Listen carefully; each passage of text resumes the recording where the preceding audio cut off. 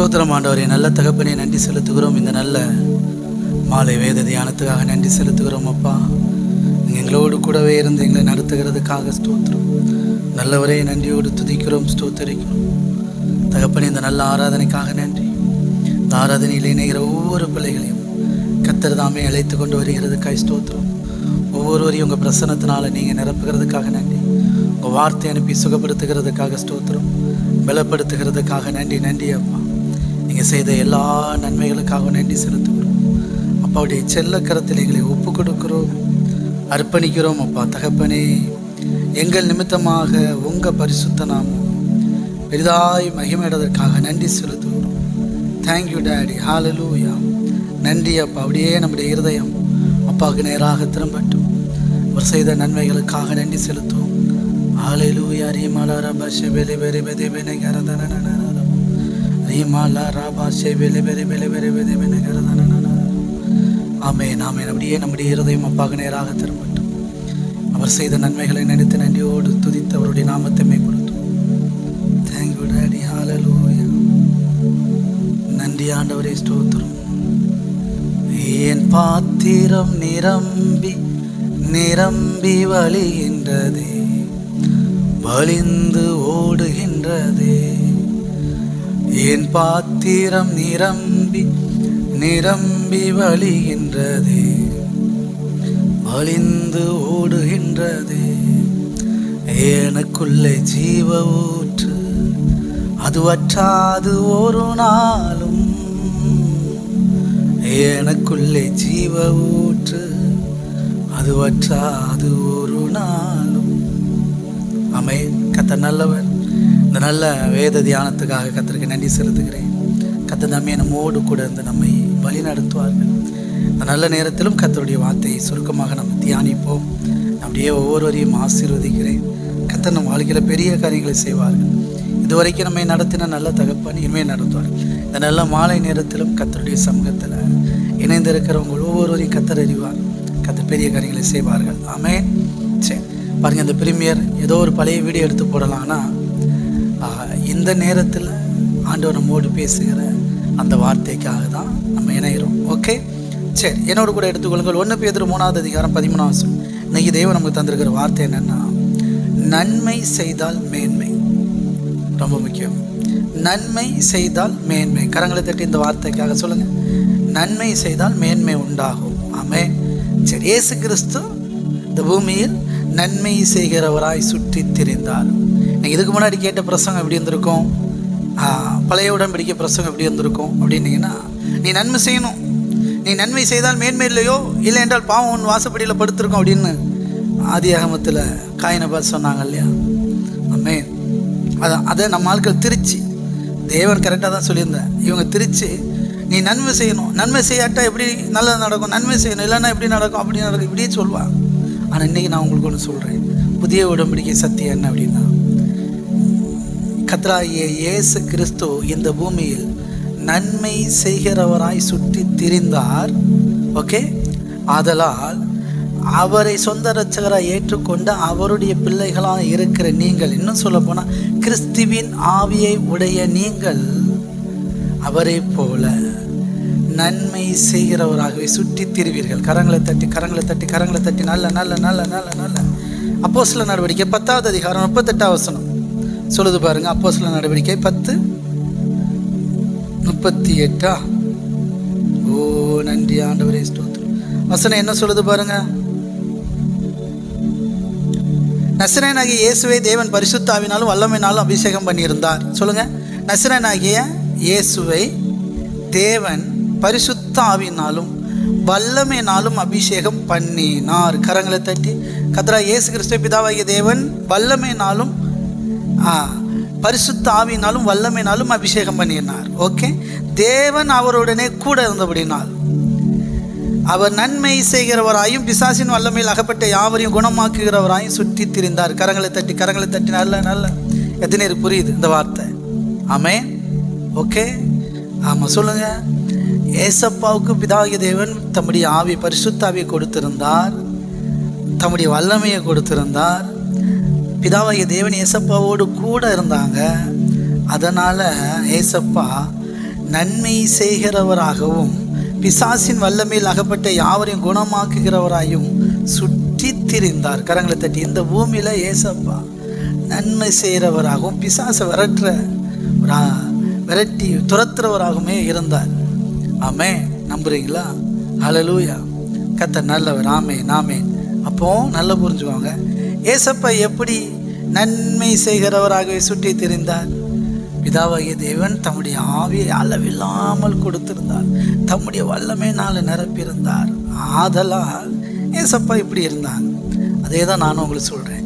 இன்றைக்கி கர்த்தராகிய இயேசு கிறிஸ்துவை சொந்த ரட்சகரை ஏற்றுக்கொண்டு ஏசப்பா பிள்ளையாக இருக்கிற நீங்கள் தேவனுடைய ஆவியினால் நிரப்பப்பட்டு இருக்கிறீர்கள். கரங்களை தட்டி எத்தனை நம்புறீங்க?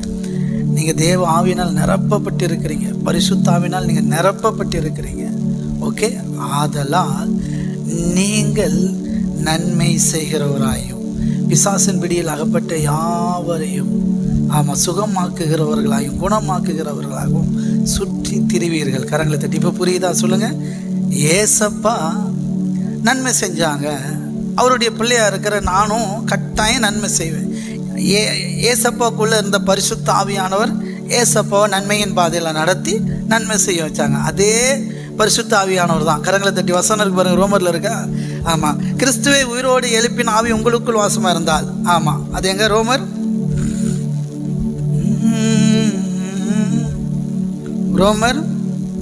8 வசனம் என்ன சொல்லுது? ஹல்லேலூயா. ஓ நன்றி ஆண்டவரே, ஸ்தோத்திரம் ஸ்தோத்திரம் ஸ்தோத்திரம். Oh thank you daddy. ஹல்லேலூயா. நன்றி அப்பா. ஹல்லேலூயா. ஸ்தோத்திரம் ஸ்தோத்திரம் ஸ்தோத்திரம் ஸ்தோத்திரம். Thank you daddy. ஹல்லேலூயா. ரோமர் 8:11 வசனம் சொல்லுது, அன்றியும் இயேசுவை மரித்தோரிலிருந்து எழுப்பினவருடைய ஆவி, ஏசப்பாவை மரித்தோரிலிருந்து எழுப்பின ஆவி உங்களில் வாசமாயிருந்தால், கிறிஸ்துவை மரித்தோரிலிருந்து எழுப்பினவர் உங்களில் வாசமாக இருக்கிற தம்முடைய ஆவியினாலே சாவுக்கு ஏதுவான உங்கள் சரீரங்களை உயிர்ப்பிப்பார். கரங்களை தட்டி. ஏற்கனவே நம்ம பேசியிருந்தோம் பார்த்தீங்களா? ஏற்கனவே நம்ம பேசியிருந்தோம் பாருங்கள். நம்ம வியாதிப்படக்கூடாது. ஏசப்பா வியாதியை நம்ம விட்டு விளக்குவார். எகிப்தியனுக்கு வந்து எந்த வியாதி உனக்கு வரப்பண்ணேன்னு சொல்லியிருக்கிறாரு. அதுபோக தம்முடைய சீசர்களை அழைத்து சகல வியாதிகளையும் நோய்களையும் சுகமாக்குற வல்லமையை கொடுத்துருந்தார். சரிங்களா? அப்போது நம்மளும் அப்படித்தான். நம்மளும் அவருடைய பிள்ளைகள் தான். நம்மளும் அப்படிப்பட்டவர்களாக இருக்கணும். அப்போ நம்ம சரீரம் வியாதிப்படக்கூடாது. அதே நேரத்தில் நம்ம வியாதிஸ்தர்களை துரத்துகிறவர்களாக இருக்கணும். எத்தனை புரியுது? நம்ம சுகம், நம்ம பலன், நம்ம ஆரோக்கியம் அடைஞ்சு மற்றவங்களை சுகப்படுத்தணும், ஆரோக்கியப்படுத்தணும். சரிங்களா? அப்போ வசனம் சொல்லுது, அன்றி இயேசுவை மரித்தோரிலிருந்து எழுப்பினவருடைய ஆவி உங்களில் வாசமாக இருந்தால், கிறிஸ்துவை மரித்தோரிலிருந்து எழுப்பினவர் உங்களில் வாசமாக இருக்கிற தம்முடைய ஆவியினாலே சாவுக்கு ஏதுவான உங்கள் சரீரங்களை உயிர்ப்பிப்பார். கரங்களை தட்டி. அப்போ நல்லா புரிஞ்சுக்கோங்க, கர்த்தர் தம்முடைய ஆவியினால் நம்மளை நிரப்பும் போது என்ன நடக்குதுன்னா, சாவுக்கு ஏதுவான உங்கள் சரீரம் உயிர்ப்பிக்கப்படுகிறது. செத்து போன ஏசப்பாவை, மரித்து அடக்கம் பண்ணப்பட்ட ஏசப்பாவை உயிரோடு எழுப்பின, ஏசப்பாக்குள்ளே வாசமாக இருந்த, சரிங்களா, வனாந்தரத்திலே பரிசுத்த ஆவியினால் கொண்டு போகப்பட்டார். ஏசப்பா ஞானஸ்தானம் பெற்று கரையேறின உடனே, தேவ நீதியை நிறைவேற்றின உடனே பரிசுத்த ஆவியான ஒரு வல்லமையாக இறங்கினார். அப்போ வானத்திலேருந்து சத்தம் வந்து பாருங்கள், இவர் என் நேசகுமாரன்னு சொன்னார் பாருங்கள். அப்படி ஏசப்பா பரிசுத்த ஆவியை பெற்றுக்கொண்டு, இப்போ புறாவை போல பரிசுத்த ஆவியான இறங்கினார். பரிசுத்த ஆவியை பெற்றுக்கொண்டு பிசாசினால் சோதிக்கப்படும் போது பிசாசுக்கு அப்படி தேவனுடைய வார்த்தையினால் பதில் சொல்கிறாரு. பிசாசு தேவனுடைய வார்த்தையினால் விரட்டிட்டார். பிசாசால் அவர்கிட்ட ஒன்றுமே பண்ண முடியல, அவரை பாவம் செய்ய வைக்க முடியல. சரிங்களா? அவர் வசனத்தில் தெளிவாக இருந்தார். ஆமென். ஏன்னா பரிசுத்த ஆவியினால் நிரப்பப்பட்டிருந்தாங்க. இப்போ நல்லா புரிஞ்சுக்குவாங்க. அப்படி அந்த ஏசப்பாவுக்குள்ளே இருந்த அதே பரிசுத்த ஆவி, அந்த ஏசப்பாவை மருத்துவர்லேருந்து உயிரோடு எழுப்பின அதே பரிசுத்த ஆவி இன்னைக்கு நமக்குள்ளே இருக்குது. என்ன எதுக்காக தெரியுமா? சாவுக்கு ஏதுவான என்னுடைய சரீரத்தை உயிர்ப்பிப்பதற்காக நமக்குள்ளே இருக்கிறது. கரங்களை தட்டி. எப்பேற்பட்ட வியாதியாக இருந்தாலும் ஓடிடும் பிரதர் அண்ட் சிஸ்டர், விட்டுறாதீங்க. வியாதி படக்கூடாது. உங்கள் சரீரம் தேவனுடைய சரீரம், வியாதி படக்கூடாது. ஏசு கிறிஸ்து நாமத்தினாலே சொல்கிறேன், உங்கள் சரீரம் வியாதி படக்கூடாது, விட்டுறாதீங்க. ஓகே? ஆமேன், ஆமேன், ஆமேன். அப்படி ஒரு இருதயத்தில் எப்படி நம்ம ஏழையாக வாழக்கூடாதுன்னு வைராக்கியமாக இருக்கிறோமோ, எப்படி பாவம் செய்யக்கூடாதுன்னு வைராக்கியமாக இருக்கிறோம், இப்படி நிறைய விஷயத்தில் இன்றைக்கி நீங்கள் கரெக்ட் பண்ணி வந்திருக்கிறீங்களா இல்லையா? நிறைய தேவனுக்கு பிரியமில்லாத ஒரு வாழ்க்கை வாழ்ந்தீங்க. போய் சொல்கிறது, களவு பண்ணுறது, கெட்டாத்த போடுறது, நிறைய விஷயங்கள். அதெல்லாம் இன்றைக்கி விட்டீங்களா? எல்லா பழக்கத்தையும் விட்டோம் பாருங்கள். ஏன் விட்டோம்? எதுக்காக விட்டோம்? ஏசப்பாவுக்காக. அதனால தான் சொல்கிறேன், அது எப்படியோ சொல்லுங்கள், நான் என் வாழ்க்கையில் ஏசப்பாவுடைய வசனத்தின்படி வாழ்கிறதுக்காக நான் என் வாழ்க்கையில் நிறைய பாவக்காரியத்தை விட்டேன். அதே போல தான் நீங்கள் ஏசப்பாவுடைய வசனத்தின்படி வாழ்கிற பிள்ளைகளாக இருந்தால் நீங்கள் அவருடைய தழும்புகளால் குணமாகி இருக்கிறீர்கள். அதனால் நீங்கள் வியாதிப்பட மாட்டீங்க. வியாதி இல்லாத ஒரு வாழ்க்கையும் வாழணும், அதை விரும்புங்க, கரங்களை தட்டி. வறுமை இல்லாத ஒரு வாழ்க்கையும் வாழணும், அதை விரும்புங்க, கரங்களை தட்டி. ஆமேன், ஆமேன். அதனால் நம்ம சுகமடைகிறோம். சொல்லுங்கள், கர்த்தருடைய ஆவியானவர் நம்மளை நிரப்பும் போது நம்ம சுகமடைகிறோம், நம்ம சரீரம் உயிர்ப்பிக்கப்படுது. அடுத்து நம்மளிடத்திலிருந்து வல்லமை புறப்பட்டு மற்றவங்களையும் சுகமாக்குது. பேதர் நடந்து போகும்போது நிழல் பட்டு சுகமானாங்களே, அவருடைய வல்லமை தான் அந்த நிழல். நிரம்பி வழிஞ்சது பேதரிடத்துல இருந்து. என் பாத்திரம் நிரம்பி நிரம்பி வழிகிறது என்று சொன்னது போல. ஆமேன் சொல்லுங்க. என் பாத்திரம் நிரம்பி நிரம்பி வழிகின்றது, வழிந்து ஓடுகின்றது. இந்த பிரிமியர் எடுக்கிறோமா, இந்த டைம் எல்லாரும் பக்கத்துலலாம் வீடு இருக்கு, தூங்குற நேரம், மத்தியான நேரம், தூங்குற நேரம், பாட்டை போட்டு டிஸ்டர்ப் பண்ணிவிடும். காலிலேருந்தே பிரிமியர் எடுக்கிறோம், காலிலேருந்தே பாட்டு பாடி நிறைய எடுத்துட்டோம். அப்போது இப்போவும் தொந்தரவு பண்ணக்கூடாதுப்பா அப்படின்னு தான் நான் பாட்டு மியூசிக் போட்டு பாடலை, சரிங்களா? இல்லைன்னா நம்ம பாட்டு பாடி தான் தொடங்கும் ஆராதனையை. அதனால தான் பாட்டு பாடலை, இதை நினச்சிடாதீங்க. அப்போது நம்முடைய பாத்திரம் நிரம்பி கர்த்தருடைய ஆவியானவர் உங்களை நிரப்ப பிரதர், ஆமாம் சிஸ்டர், உங்கள் சரீரம் சுகமடையும், உங்கள் சரீரம் பலன் அடையும். சாவுக்கு ஏதுவான உங்கள் சரீரம் உயிர்ப்பிக்கப்படும், நீங்கள் பலன் அடைவீங்க. அடுத்து உங்களிடத்துலேருந்து அந்த வல்லமை, அந்த மகிமை அப்படியே பரவும், ஸ்ப்ரெட் ஆகும், பாயும், அப்படி பாஞ்சு போய் சுகமாக்கும். கரதுங்களை தட்டி. எப்படி ஏசப்பாக்குள்ளே இருந்த வல்லமை அவரை தொட்ட பொழுது அவரிடத்திலிருந்து புறப்பட்டு போய் அந்த 12 வருஷம் பெரும்பாடுள்ள ஸ்திரியை சுகமாக்கின பார்த்தீங்களா? அதே போல தான் பேதுரு நிழல் பட்டு நிறைய சுகமானாங்க. பவுலுடைய கச்சையை இப்போ கர்ச்சிப்பை யூஸ் பண்ணி நிறைய சுகமானாங்க. அதே போல தான் உங்களிடத்திலிருந்து தேவன வல்லமை புறப்பட்டு செல்லும், கரங்களை தட்டி. அதனால தான் சொல்கிறேன், நீங்கள் பிசாசுகளை துரத்துவீங்க, நீங்கள் வியாதியஸ்தர்களை சுகமாக்குவீங்க, நம்ம சுகமாக்குவோம். வியாதியஸ்தர்கள் நோயாளிகளை சுகப்படுத்துவோம். கரங்களை தட்டி. எத்தனை நம்புறீங்க? அப்படி ப்ளஸ் பண்ணுறேன், மனதார ஆசீர்வதிக்கிறேன். கர்த்தருடைய ஆவியால் நிரப்பப்படும் பொழுது தேவ அன்பினால் நிரப்பப்படுறோம். மதர் தெரசா தேவ ஆவியினால் நிரப்பப்பட்டு தேவ அன்பினால் இந்த குஷ்டரோகிகளுக்கெல்லாம், சரிங்களா, தொழுநோயாளிகளுக்கெல்லாம் ட்ரீட்மெண்ட் கொடுத்தாங்க, அவங்களுக்காக பணிவிடை செஞ்சாங்க, சுகப்படுத்தினாங்க. காரணம் அன்பு. அப்படி அவங்களோடலாம் இருந்து அவங்களெல்லாம் க்ளீன் பண்ணி அவங்களுக்கெல்லாம் ஊழியம் செய்ய முடியாது. அன்பு சகலத்தையும் சகிக்கும். அன்பு இருந்தால் தான் அதெல்லாம் தாங்க முடியும், அந்த பேட் ஸ்மெல்லாம் சகிக்க முடியும், பழக்க முடியும், சரிங்களா? அதே தான் நான் சொல்கிறேன் எனக்கு அன்பானவர்களே. அப்போ எப்படி பரிசுத்த ஆவியினால் தேவ அன்பனால் நிரப்பப்பட்டு அவங்க அதெல்லாம் அச்சீவ் பண்ணாங்களோ, அவங்க அப்படி வாழ்ந்தாங்களோ, ஆண்டவர் பிரியமா. நீ பாருங்கள், மதர் தெரசா அப்படின்னா ஆமாம் இயேசுவின் அன்புக்கு ஒரு அடையாளம். அதே போல தான் நீங்களும் நானும் ஏசப்பாவுடைய அன்புக்கும் அவருடைய ஆவிக்கும் அவருடைய வல்லமைக்கும் அவருடைய பரிசுத்தத்துக்கும் அடையாளமாக இருப்போம். கரங்களை தட்டி. எத்தனை நேரம் நம்புறீங்க? அப்படியே நான் ப்ளஸ் பண்ணுறேன். அப்படி இருப்பீங்க நீங்கள், நம்புறீங்களா?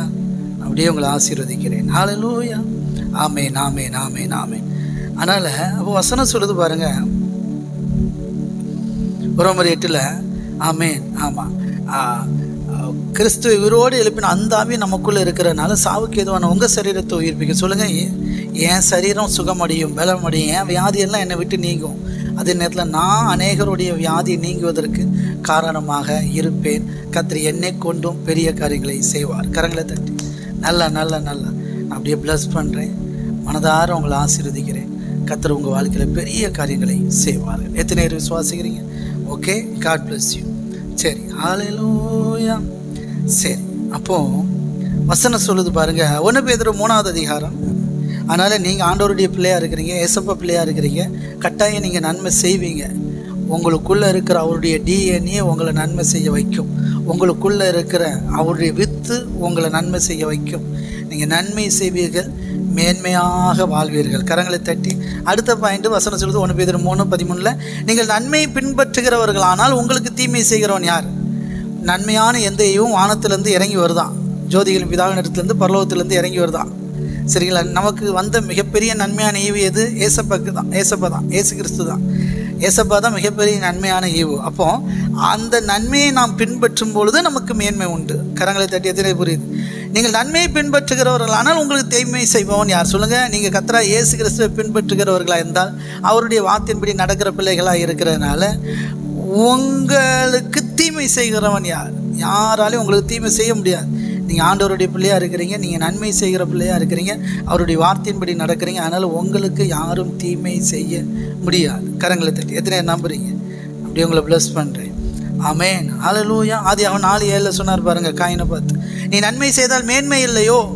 நீ நன்மை செய்யாது இருந்தால் பாவம் வாசப்படியில் படுத்திருக்கும், அவன் ஆசி உன்னை பற்றி இருக்கும், நீ அவனை ஆண்டு கொள்வாய் என்றார். நீ நன்மை செஞ்சால் மேன்மை அப்படின்னு தேவன் அப்பவே சொன்னார் ஆதியாகமத்தில்.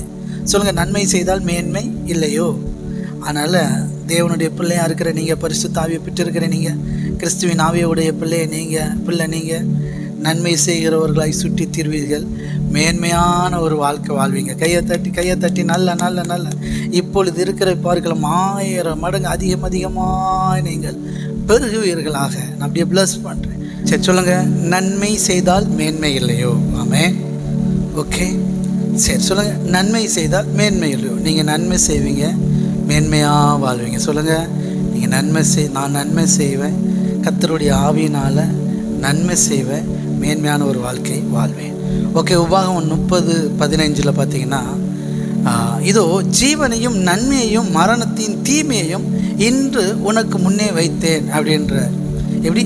ஜீவனையும் நன்மையும் மரணத்தையும் தீமையையும். சொல்லுங்கள், நன்மையை பின்பற்றினா ஜீவன் உண்டாகும். இன்னும் சொல்ல போனால், நீங்கள் ஜீவனுக்குள் பிரவேசித்தால் நன்மை உண்டாகும். கரங்களை தட்டி ஏசப்பா சொன்னாங்க, நானே வழியும் சத்தியமும் ஜீவனுமாக இருக்கிறேன் என்று சொன்னார். சரிங்களா? அவர் தான் ஜீவன். நான் என் ஆடுகளுக்கு ஜீவன் உண்டாகும், அது பரிபூரணம் அடையும் வந்தேன் அப்படின்னார். அப்போ நல்லா புரிஞ்சுக்கோங்க, நீங்கள் ஜீவனுள்ள தேவனை உடையவராக இருக்கிறீர்கள். ஜீவனுள்ள தேவன் உங்களுக்குள்ளே இருக்கிறதுனால நீங்கள் ஜீவனுடையவர்கள். அந்த ஜீவனில் பரிபூரணம் அடைஞ்சிக்கிட்டே இருக்கிறீங்க. அப்போ நல்லா புரிஞ்சுவாங்க, நீங்கள் ஜீவனை தெரிந்து கொள்றதுனால நீங்கள் நன்மையான பாதையில் தான் இருப்பீங்க. இயேசு தான் ஜீவன், ஏசப்பா தான் நன்மை. அவர் உங்களுக்குள்ளே இருக்கிறதுனால நீங்கள் ஜீவனின் பாதையில் நடப்பீங்க, நன்மை செய்கிறவர்களாக இருப்பீங்க. அப்படி இருக்கிறதுனால மரணமும் தீமையும் உங்களுக்கு நடக்காது. கரங்களை தட்டி, மரணமும் தீமையும் உங்களை ஒன்றும் சேதப்படுத்த முடியாது. நல்ல கையை தட்டி ஹல்லேலூயா. ஓ நன்றி ஆண்டவரே, ஸ்தோத்திரம். ஆமென். சொல்லுங்கள், ஜீவனுள்ள நாளெல்லாம் நன்மையும் கிருபையும் என்னை தொடரும். சொல்லுங்கள், ஜீவனுள்ள நாளெல்லாம் நன்மையும் கிருபையும் என்னை தொடரும். ஆமென். மரணம் தீமையெல்லாம் நம்மளை தொடராது. ஓகே, சரி, கர்த்தர் நல்லவர். ஆமென். இதே ரோமர் 8வது அதிகாரத்திலே இருக்குது பாருங்கள். மேலே தொடங்கும்போது இப்படி தான் தொடங்கும். ஆனபடினால் கிறிஸ்து இயேசுக்குட்பட்டவர்களாக இருந்து மாம்சத்தின்படி நடவாமல் ஆவியின்படி நடக்கிறவர்களுக்கு ஆக்கினை தீர்ப்பு இல்லை.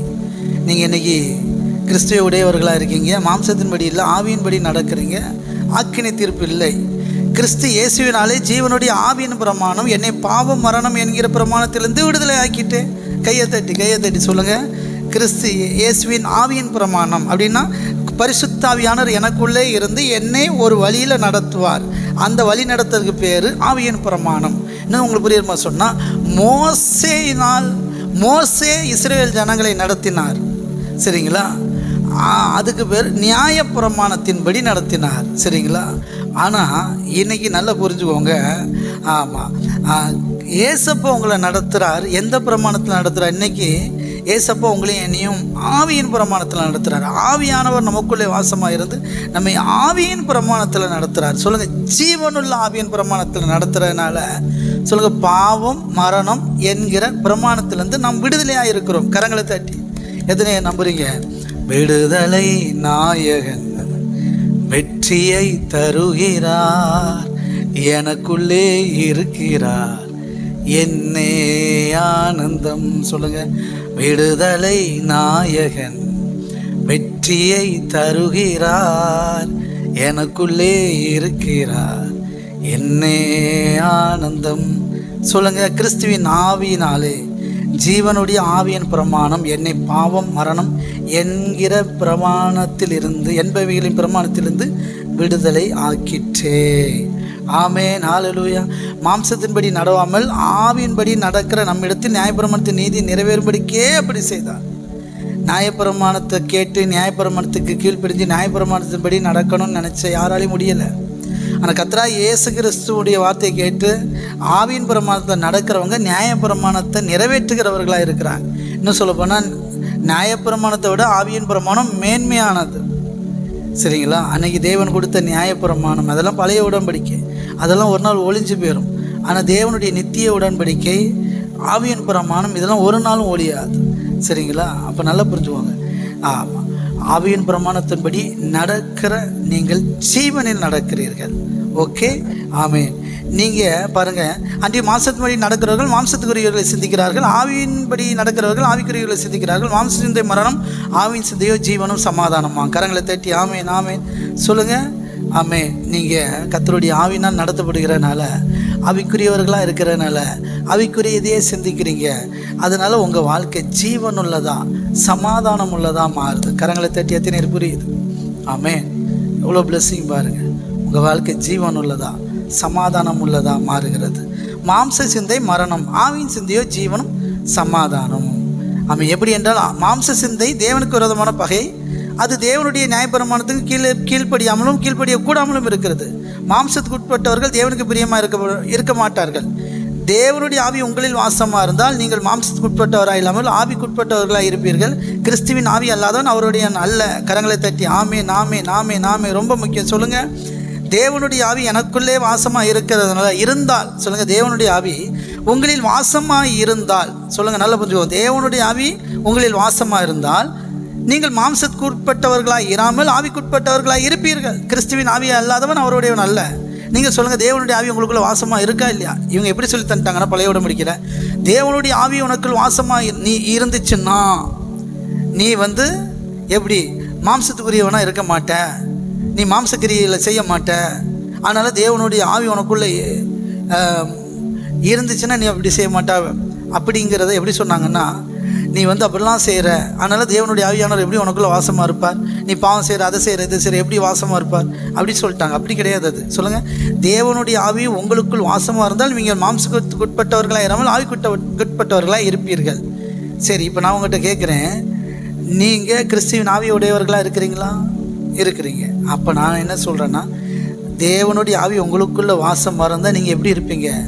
மாம்சத்துக்குட்பட்டவர்களாக இருக்க மாட்டீர்கள், ஆவிக்குட்பட்டவர்களாக இருப்பீர்கள். கரங்களை தட்டி நல்லா புரிஞ்சவங்க மட்டும். நீங்கள் தேவனுடைய ஆவியை பெற்றிருக்கீங்களா? என்னைக்கு இயேசப்பா சொந்த ரட்சகரை ஏற்றுக்கொண்டு பரிசுத்த ஆவியின் அபிஷேகத்தை பெற்றீங்களோ அப்போவே நீங்கள் தேவனுடைய ஆவியை பெற்றுட்டீங்க. ஆமென். அதனால் தேவனுடைய ஆவி உங்களுக்குள்ள வாசமாக இருக்கிறதுனால நீங்கள் மாம்சத்துக்குட்பட்டவர்களாயிராமல் ஆவிக்குட்பட்டவர்களாகத்தான் இருப்பீர்கள். அப்படித்தான் வேதம் சொல்லுகிறது. கரங்களை தட்டி நல்ல நல்ல நல்ல நல்ல ஆமென் ஆமென் ஆமென் ஆமென். மேலும் 10ஆம் வசனம் பாருங்கள். 9ஆம் வசனம் தான் இந்த வசனம். தேவனுடைய ஆவி உங்களில் வாசமாக இருந்தால் நீங்கள் மாம்சத்துக்கு உட்பட்டவர்களாக இராமல் ஆவிக்குட்பட்டவர்களாக இருப்பீர்கள். கிறிஸ்துவின் ஆவி அல்லாதவன் அவருடைய நல்ல. 10ஆம் வசனம், மேலும் கிறிஸ்து உங்களில் இருந்தால் சரீரமானது பாவத்து நிமித்தம் மரித்ததாகவும் ஆவியான நீதி நிமித்தம் ஜீவனுள்ளதாயும் இருக்கும். அப்படி சொல்லித்தான் மரித்த இயேசு கிறிஸ்து உயிரோடு எழுப்பின ஆவி உங்களுக்குள்ள வாசம் இருந்தால் சாவுக்கு எதுவான உங்கள் சரீரத்தை உயிர்ப்பிப்பார் அப்படின்னு சொல்லுது. ஆனால் நல்லா புரிஞ்சுக்கோ. சொல்லுங்கள், தேவனுடைய ஆவி எனக்குள்ள வாசமாக இருக்கிறதுனால நான் மாம்சத்துக்கு உட்பட்டவனாக இராமல் ஆவிக்குட்பட்டவனாக இருப்பேன். கரங்களை தட்டி ஆவிக்குட்பட்டவனாக இருப்பேன். அப்படின்னா நீங்கள் எப்படி இருப்பீங்க சொல்லுங்கள். முதல் வசனம், கிறிஸ்து இயேசுக்குட்பட்டவர்களாக இருந்து மாம்சத்தின்படி நடவாமல் ஆவின்படி நடக்கிறவர்களுக்கு ஆக்கினை தீர்ப்பு இல்லை. கையை தட்டி அப்போ சொல்லுங்கள், நான் தேவனுடைய ஆவியை பெற்றிருக்கிறேன், கிறிஸ்து எனக்குள்ளே வாசமாக இருக்கிறார், ஆதலால் நான் மாம்சத்துக்குட்பட்டவனாக இராமல் ஆவிக்குட்பட்டவனாக இருக்கிறேன். ஆதலால் நான் மாம்சத்தின்படி நடப்பதில்லை, நான் ஆவியின்படி நடக்கிறேன். ஆதலால் எனக்கு ஆக்கினை தீர்ப்பு இல்லை. கரங்களை தட்டி, உங்களுக்கு ஆக்கினை தீர்ப்பே இல்லை. ஆக்கினை தீர்ப்புன்னா உங்களுக்கு பனிஷ்மெண்ட்டு, தண்டனை, நியாய தீர்ப்பு, அந்த தீர்ப்பு இந்த எதுவுமே கிடையாது. பனிஷ்மெண்ட் கிடையாது. நியாய தீர்ப்பு உண்டானா உண்டு. நீங்கள் செய்த நியாயத்துக்கான தீர்ப்பு உண்டு, நீங்கள் செய்த நியாயத்துக்கான பலன் உண்டு, நீங்கள் செய்த நன்மைக்கான பலன் உண்டு. ஓகே, மற்றபடி உங்கள் வாழ்க்கையில் அப்படியாக்கும் இப்படியாக்கும், என் வாழ்க்கை இப்படி ஆயிரும், வீணாக போயிடும், அப்படி இப்படிங்கிற இந்த பயமே இருக்கக்கூடாது. ஓகே, அப்படியே உங்களை ப்ளஸ் பண்ணுறேன். ஆமாம், எத்தனை விசுவாசிக்கிறீங்க? ஹல்லேலூயா. ஓ நன்றி ஆண்டவரே, ஸ்தோத்திரம் ஸ்தோத்திரம். சொல்லுங்கள், ஆவியின்படியே நடக்கிற எனக்கு ஆக்கின தீர்ப்பு கிடையாது. தேவனுடைய ஆவியானவர் எனக்குள்ளே வாசமாக இருக்கிறார். அதனால் நான் ஆவியின்படி தான் நடப்பேன். அதனால் எனக்கு ஆக்கினை தீர்ப்பு கிடையாது, எனக்கு பனிஷ்மெண்ட்டு கிடையாது. நான் நல்லா இருப்பேன், நித்தியமாக தேவனுடைய பிள்ளையா, தேவனுக்கென்று சாட்சியாக இருப்பேன். எத்தனை பேர் சொல்கிறீங்க? கரங்களை தட்டி. ஓகே, இன்றைக்கி இது போதும், இதோட நிம்மதியாக போங்க, தைரியமாக போங்க. சொல்லுங்கள், தேவனுடைய ஆவி எனக்குள்ளே இருக்கிறதுனால எனக்கு எந்த ஆக்கினை தீர்ப்பும் கிடையாது. என்ன தேவன் அப்படிலாம் எந்த ஒரு கஷ்டத்தையும் எனக்கு தர மாட்டார். நான் அவருடைய பிள்ளையாக இருக்கிறேன், அவர் என்னை சூப்பராக நடத்துவார். ஓகே, அப்படியே நம்பிக்கையோடு போங்க, தைரியமாக போங்க. கர்த்தர் பெரிய காரியங்களை செய்வார்கள். கண்களை மூடி. நல்ல தகப்பனே, இந்த நல்ல ஆராதனைக்காக நன்றி செலுத்துகிறோம். அப்பாவுடைய செல்ல கருத்தை எங்களை ஒப்பு கொடுக்கணும். இந்த வார்த்தைகளுக்காக நன்றி அப்பா. நீங்கள் பெரிய காரியங்களை செய்கிறதுக்காக நன்றி. இந்த வார்த்தைகளோடு ஒருத்தர் வாழ்க்கையில் நிறைவேறுகிறதுக்காக ஸ்தோத்திரம். தகப்பனே நன்றி. நீங்கள் இதுவரைக்கும் நடத்துனீங்க, நன்றி அப்பா. நாங்கள் ஆவிக்குட்பட்டவர்களாக இருக்கிறோம். ஆக்கினை தீர்ப்பு எங்களுக்கு கிடையாது. அதற்காக ஸ்தோத்திரம். இந்த நல்ல பாக்கியத்துக்காக நன்றி. அப்படி செல்ல கருத்தில் எங்களை ஒப்பு கொடுக்குறோம் டேடி. சகல துதியான மகிமையெல்லாம் அப்பா ஒருவருக்கே செலுத்துகிறோம். எங்கள் மீட்பர் ரட்சகருமாகிய இயேசு கிறிஸ்துவின் நாமத்தில் பணி ஜெபிக்கிறோம் எங்கள் ஜீவனுள்ள நல்ல பிதாவே. கரங்களை தட்டி கர்த்தருடைய நாமத்தை மேம்படுத்துவோம். யாவரும் சேர்ந்து சொல்லுவோம், நாம் பாவங்களை செத்து நீதிக்கு பிழைத்திருப்பதற்காக அவர்தாமே தம்முடைய சரீரத்தில் நம்முடைய பாவங்களை எல்லாம் சிலுவையில் சுமந்து தீர்த்தார். அவருடைய தலைமுகளால் நாம் சுகமாக இருக்கிறோம். பிதாகிய தேவனுடைய அன்பும் கர்த்தராகிய இயேசு கிறிஸ்துவின் கிருபையும் பரிசுத்த ஆவியானவரின் ஐக்கியம் நம்மளோடு கூட என்னென்னைக்கு இருப்பதற்காக கர்த்தருக்கு நன்றி செலுத்துவோம். God bless you. அப்படியே ஒவ்வொருவரையும் ஆசீர்வதிக்கிறேன், மனதார ஆசீர்வதிக்கிறேன். கர்த்தர் உங்களோடு கூட வந்து உங்களை வழி நடத்துவாராக. தேங்க்யூ.